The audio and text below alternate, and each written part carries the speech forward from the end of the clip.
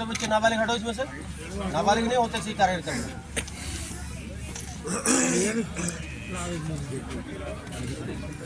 भारत एक आपसे मांग करता है जोर से पढ़ो यार। समस्याओं पर संज्ञान लें।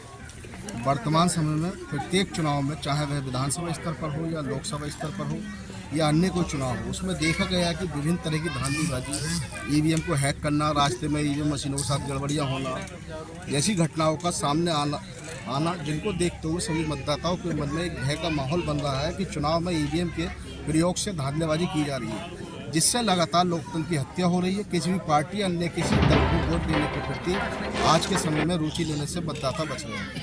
वर्तमान समय में देखा जा रहा है कि सरकारी संस्थाओं को बेचकर व सरकारी महकमों का निजीकरण करने से संवैधानिक आरक्षण को खत्म करने व संविधान के महत्व को कम करने को लेकर वर्तमान सरकार पूरी कोशिश में है।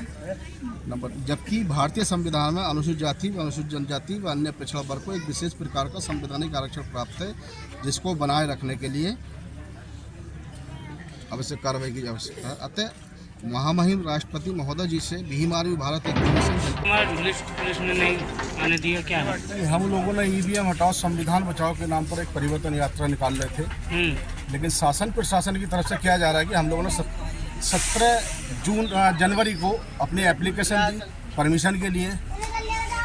23 तारीख में इंस्पेक्टर साहब ने बुलाया और बताया कि भाई आप अपनी परिवर्तन यात्रा को 26 जनवरी का दिन पड़ रहा, उससे 1-2 दिन आगे कर लो। हमने उनके कहने से 28 तारीख कर दिया, लेकिन अब रात जाकर वो कहते हैं कि आपकी परमिशन नहीं की जाएगी, क्योंकि ये मनुवादियों की सरकार है और ये लोग नहीं चाहते कि संविधान बरकरार रहे, संविधान जिस स्थिति में उस स्थिति में रहे। ये लोग चाहते हैं जैसे चुनाव होता आ रहा है, ईवीएम से गड़बड़ घोटाले हो रहे हैं, फर्जीवाड़ा हो रहा है, ईवीएम हैक हो रही है, उसी तरह से चुनाव होता है। और हम मांग ये करते हैं कि ईवीएम हटा करके बैलेट पेपर से चुनाव किया जाना चाहिए। कहाँ जाना था तुम्हारा यात्रा? हम लोग यहाँ से बल्ला की पुलिया जाएंगे, एजेंटी चौराहा जाएंगे, आर्य समाज रोड, अस्पताल चौराहा, चंदोसी चौराहा, उसके बाद एचडीएम कोर्ट पहुँच करके ज्ञापन देंगे।